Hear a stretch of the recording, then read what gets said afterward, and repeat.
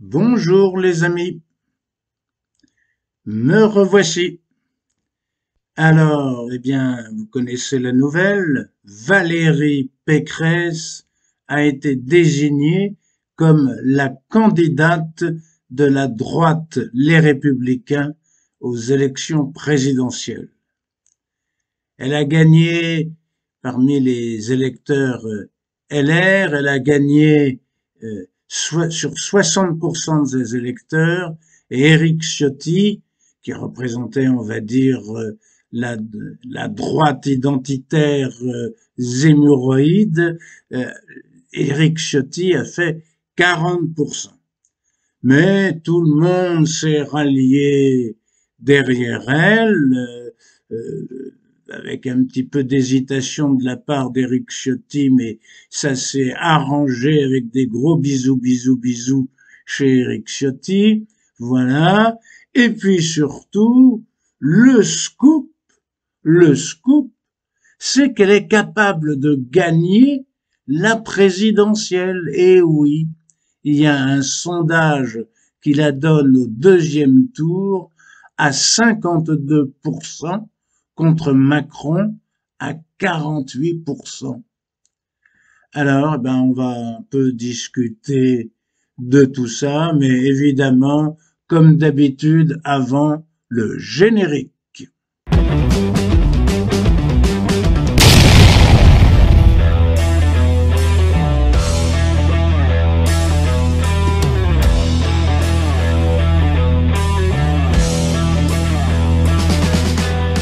Alors, quel est le programme de Valérie? D'abord, Valérie, c'est très bien, elle veut augmenter de 10% le salaire des gens qui gagnent moins de 3000 euros, c'est-à-dire 2,2 SMIC. Voilà. Ça, c'est très bien, mais comment elle fait? Elle fait de la manière suivante, en baissant les cotisations vieillesse. Alors, les cotisations vieillesse, c'est un salaire différé. Donc, comme ça, le salaire net se rapproche du salaire brut, mais c'est une illusion parce que le salaire différé qu'on touche à la retraite, il y est plus. Alors, bien sûr, avec ses économies, elle va compenser, mais au fond, ça revient à dire qu'à ce moment-là, c'est l'État qui paiera les retraites. Voilà, c'est déjà un peu ce qu'avait voulu faire Macron. C'est l'État qui paiera les retraites avec tous les risques que ça comporte, puisque ça ne sera plus basé sur les cotisations, mais sur le bon vouloir du gouvernement du moment. Voilà. Donc, en fait, cette augmentation, c'est un piège. Et puis alors, elle veut faire la réforme des retraites. Ben oui, cette réforme que Macron voulait faire, mais qu'il n'a pas pu faire parce qu'il y a eu le Covid, voilà, alors il n'a pas pu la faire. Mais s'il est réélu, il la fera. Hein. Donc elle veut faire la réforme des retraites et elle veut que la retraite se fasse à 65 ans. Voilà. Elle est pour augmenter la dégressivité des allocations chômage au bout de 6 mois. Bon, c'est donc le prolongement de la réforme du chômage faite par Macron. Et puis, elle veut diminuer 150 000 postes de fonctionnaires. Alors en fait, elle veut en diminuer 200 000, mais en créer 50 000. Donc elle veut en diminuer 150 000. Macron voulait en diminuer 120 000, il n'a pas pu le faire. Il l'a pas fait, je sais pas, ou il n'a pas voulu, il n'a pas osé, ou il n'a pas eu le temps, je sais pas. Mais en tout cas, toutes ces mesures, la retraite, le chômage, le nombre de fonctionnaires, tout ça, ça fait partie de ce que veut l'Union européenne. Ça fait partie des injonctions de l'Union européenne. D'ailleurs, le plan de relance de 40 milliards d'euros qui va nous coûter 80 milliards, enfin le plan de relance de 40 milliards d'euros qui comporte 40 milliards d'euros de subventions de l'Union européenne et qui va nous coûter 80 milliards à l'Union européenne.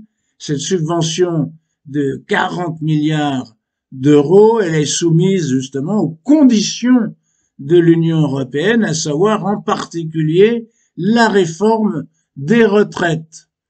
Bon, donc finalement là, elle fait de l'Union européenne, elle fait du Macron, quoi, hein. Tout simplement, oui, avec des petits arrangements pour le pouvoir d'achat, parce qu'on peut pas faire autrement. Mais finalement, c'est un pouvoir d'achat qui sera payé finalement par l'État, voilà. Donc ça changera rien en fait, voilà. Alors maintenant, il y a le côté évidemment électorat qui a voté Ciotti. Et cet électorat un peu zémoroïde, il faut pas l'oublier, parce que certes, Valérie Pécresse veut reprendre des voix macronistes, mais il faut aussi qu'elle prenne des voix de la droite, on va dire, dure, voilà. Et donc, évidemment, elle propose des mesures sur l'immigration. Je dis pas d'ailleurs qu'il faut pas en faire, mais elle propose des mesures sur l'immigration. Par exemple, elle veut qu'il y ait des quotas votés chaque année par pays et par métier. Voilà, elle veut réduire le regroupement familial et puis elle veut que les demandes d'asile se fassent dans les ambassades étrangères et pas directement chez nous. Alors, inutile de vous dire que toutes ces mesures, elle pourra difficilement les faire dans le cadre de l'Union européenne, qui a de grandes compétences en matière d'immigration et en particulier en matière de regroupement familial.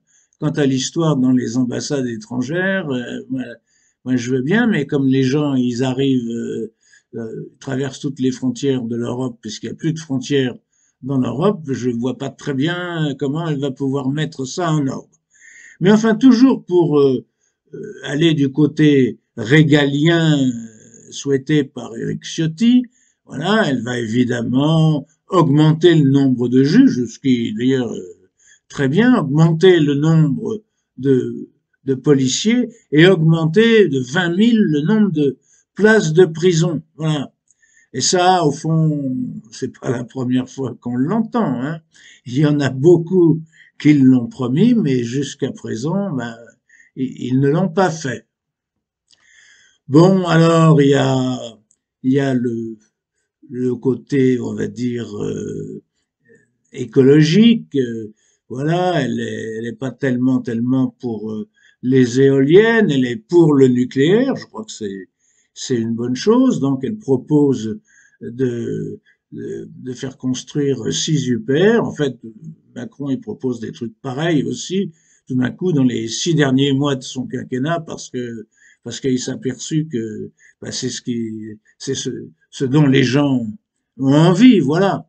Mais alors, Valérie Pécresse, elle veut aussi mettre une taxe carbone à la frontière de l'Union européenne. Ah, ah, une taxe carbone à la frontière de l'Union européenne, mais elle n'est pas candidate à la présidence de l'Union européenne, hein, ma cocotte. Tu peux pas faire ça comme ça toute seule, hein. Il faut que les 26 autres, ils soient d'accord. Alors ça, c'est peut-être pas demain la veille. Bon. À part ça, elle a des trucs sympas, Valérie. Elle veut, en quelque sorte, un peu développer l'hôpital, sans doute parce qu'il y a un petit peu de Philippe Juvin derrière. Alors, elle veut recruter 25 000 soignants. Très bien. Mais développer l'hôpital, c'est pas non plus dans ce que recommande l'UE, hein. L'UE, il n'est pas tellement développement de l'hôpital. C'est d'ailleurs pour ça que Macron n'a fait que dénaturer, détricoter complètement l'hôpital depuis qu'il est là. Il n'était pas le premier, les autres avaient commencé avant. Bon, à part ça, elle a d'autres mesures sympas. Elle veut un petit peu améliorer le niveau à l'école. Donc, il faudra faire 2 heures de plus en français, 1 heure de plus en maths. Il faudra mettre un examen en 6e. Tout tout ça c'est bien, hein, moi je suis tout à fait d'accord. Simplement, je pense que c'est vraiment pas assez pour refaire de l'école quelque chose de ce qu'était notre école autrefois. Voilà, ça, je pense que c'est très insuffisant. Elle veut aussi désadministrer l'administration administrante. Bah, ça, c'est peut-être pas mal non plus, parce qu'il y a quand même pas mal de gens qui font des doublons. Il y a des commissions Théodule qui servent à rien. Donc ça, on peut pas dire. C'est bien, c'est bien. Et puis elle veut renforcer la politique de natalité. Bah oui, oui, oui. Personnellement, j'ai rien contre. Voilà. Mais alors, en fin de compte, c'est quoi Valérie Pécresse? C'est une femme. C'est quand même, ce serait la première présidente femme. C'est un élément de campagne, une femme, tout de même, voilà. Bon, mais j'ai rien contre les femmes, pas du tout. Hein. Mais c'est une femme Macron compatible, on va dire BCBG, mais qui est comptable. Elle est comptable. Son programme, c'est un programme de comptable. Je dis pas qu'il faut pas des comptables, mais on a aussi besoin d'un candidat qui a une vision. Voilà. Parmi les autres candidats, il y en a qui ont des visions.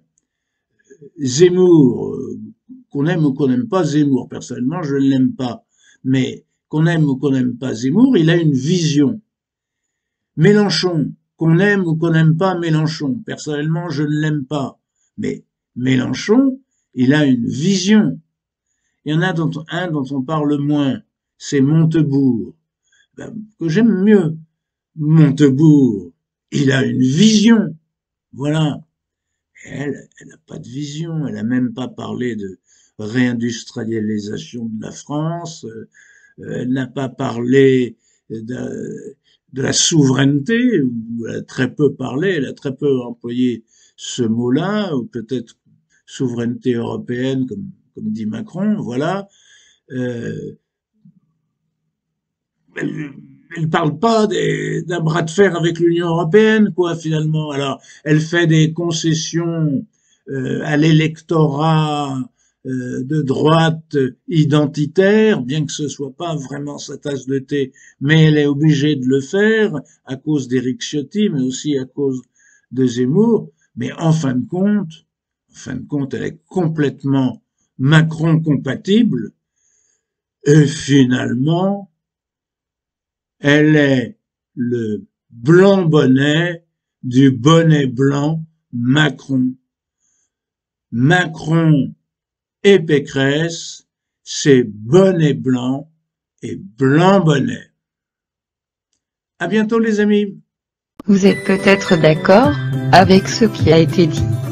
Vous n'êtes peut-être pas d'accord, mais vous avez écouté les arguments. Dans les deux éventualités, j'espère que cette vidéo vous a plu. Si c'est le cas, soyez gentil, mettez un petit pouce bleu. Si vous n'êtes pas encore abonné à C'est dans l'air, vous pouvez le faire maintenant. C'est gratuit, et ça nous encourage.